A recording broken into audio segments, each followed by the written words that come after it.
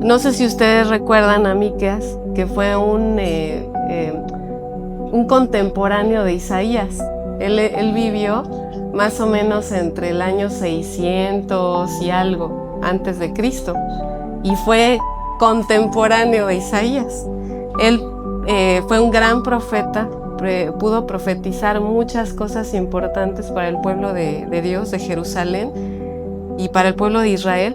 Pero sobre todo, hermanos, quiero decirles algo. Cuando él y Miqueas escribe este libro o esta carta, que ustedes la pueden encontrar en el Antiguo Testamento como Miqueas, y es una carta cortita.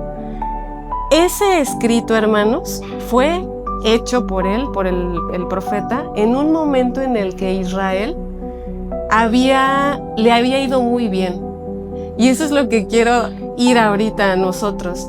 En ese momento Israel estaba pasando por una buena época económica.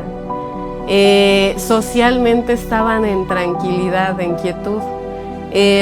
Muchos de los sacerdotes de ese momento,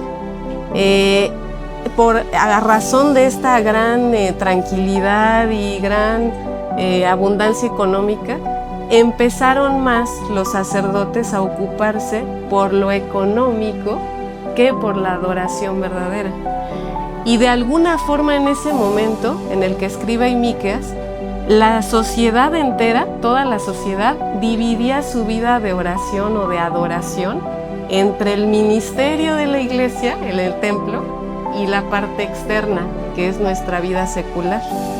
Entonces el profeta dice, no, a ver, aquí está sucediendo algo. Ustedes están queriendo adorar en el templo, pero afuera no lo están haciendo.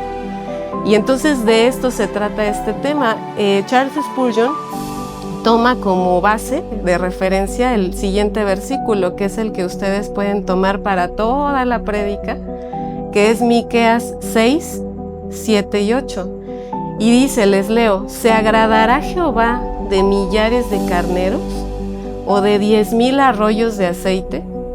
¿Daré mi primogénito por mi rebelión, el fruto de mis entrañas por el pecado de mi alma?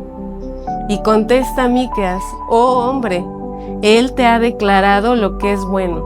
¿Y qué pide Jehová de ti? Y ahí vienen las tres cosas, hermanos, que Dios nos sigue pidiendo, aún en Cristo. Solamente hacer justicia, esa es una. 2, y amar misericordias. Y 3, y humillarte ante tu Dios.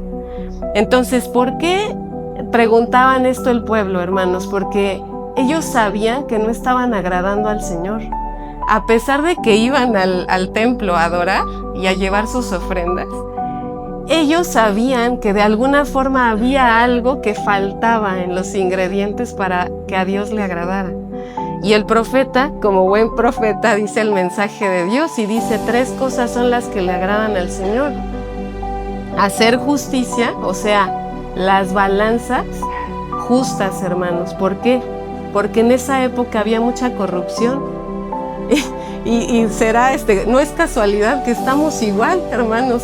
2025, las balanzas son injustas. Vas al mercado, te dicen que es 1 kilo de fruta y te dan medio. Desde ahí, desde el mercado, hay injusticia, hay pesas falsas, hasta el Estado. ¿Se fijan? El gobierno injusto y corrupto. Ahora, amar misericordia. Le dice, ¿por qué? Porque ellos se creían, como decía aquí Cris hace rato, se creían como que, wow, yo ya la hice, ¿no? Ya estoy en Cristo, ya oro y me escucha el Señor, estoy revestido de su sangre. Entonces, les faltaba también practicar esa misericordia con los de afuera. Y humillarte ante tu Dios es el tema que va a centrar Charles Spurgeon ese día, ese sermón. Charles Spurgeon dijo, les voy a hablar de la tercera, el tercer ingrediente, que es la humildad, humillarte ante tu Dios. Entonces, hermanos, nosotros ahorita tenemos una gran ventaja, de alguna forma, una bendición enorme, que al estar en Cristo, si de verdad hemos sido sellados con el Espíritu Santo, por el Espíritu Santo ahora queremos agradarle al Señor. Y dice Filipenses 2:13, dice en el Nuevo Testamento, porque Dios es el que en nosotros produce el querer como el hacer por su buena voluntad. Ni siquiera, hermanos, el querer hacer lo bueno es de nosotros, viene del Espíritu Santo,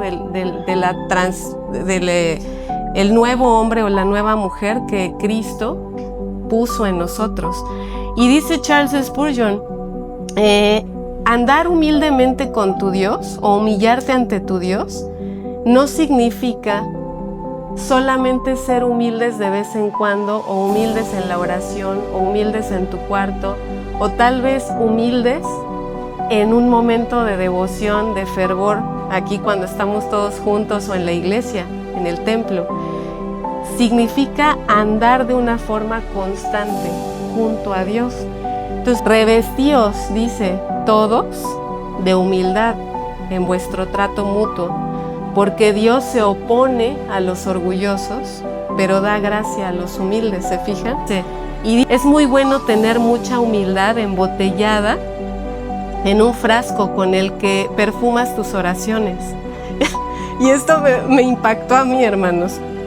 Y luego de tus oraciones perfumadas con humildad, sales y te conviertes en mi Señor, en algún Señor de alguien, de algún hermano, crees que eres Señor de alguien.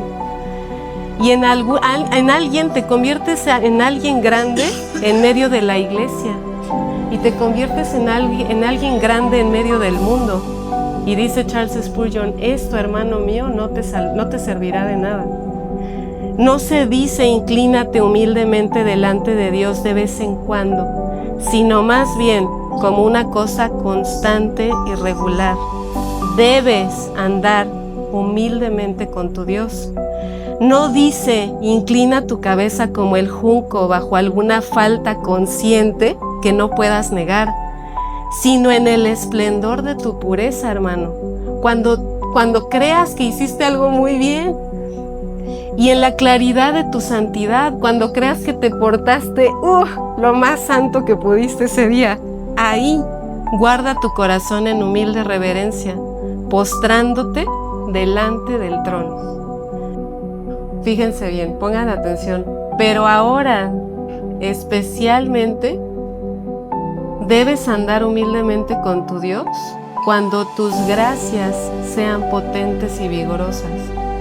Cuando haya habido un claro despliegue de ellas, cuando hayas sido muy paciente, cuando hayas sido muy valeroso, cuando hayas estado lleno de la oración, cuando las escrituras se hayan abierto ante ti, cuando hubieras gozado de un gran tiempo de escudriñar la palabra, y especialmente cuando el Señor te dé éxito en su servicio, cuando haya un número de almas mayor del usual que se ha llevado a Cristo, cuando Dios te hubiere constituido un líder entre su pueblo y hubiere puesto su mano sobre ti y te dijera, ve con esta tu fuerza, entonces, hermano, debes de andar humildemente con tu Dios. El diablo te hará saber cuando hayas predicado un buen sermón. Fíjense, el diablo. Tal vez no predicaste bien, pero él te dirá que lo has hecho, pues es un gran mentiroso. Pero podrías regresar a casa maravillosamente feliz por un sermón con el que Dios no se ha agradado. Y podrías regresar asombrosamente humillado también por un sermón que Dios tiene la intención de bendecir. Pero cuando realmente parezca que hubiere algo de lo que el maligno te tienta a gloriarte, entonces oye esta palabra: anda humildemente con tu Dios. Además, cuando tengas mucho trabajo por realizar y el Señor te esté llamando para hacerlo, antes de entregarte a Él, debes andar humildemente con tu Dios. Ahora viene la pregunta, ¿me preguntas cómo? ¿Cómo se hace esto? Sintiendo que eres incapaz de hacerlo, pues no eres idóneo en ti mismo, y sintiendo que no tienes fuerza, pues no tienes nada de fuerzas. Cuando eres débil, si reconoces tu debilidad, entonces te volverás fuerte. Apóyate solamente y completamente sobre tu Dios y clama a Él en oración. no abras tu boca, sino que desde el corazón ora. Abre mis labios y mi boca publicará tu alabanza. Debes estar, hermano, totalmente subordinado al Espíritu de Dios. Entrégate a Él para que obre en ti, para que tú, hermano, puedas obrar en otros. Y creo que tenemos el mayor ejemplo, un versículo que yo lo estuve meditando y es una doble humillación del Señor, que dice en Filipenses 2, 7, 8, sino que se despojó de sí mismo. Primera humillación, tomando forma de siervo, hecho semejante a los hombres. Y ahora, fíjense esta segunda parte, y estando en la condición de hombre, se humilló a sí mismo, haciéndose obediente. ¿Hasta qué obediencia, hermanos? Hasta la obediencia de muerte y muerte de cruz.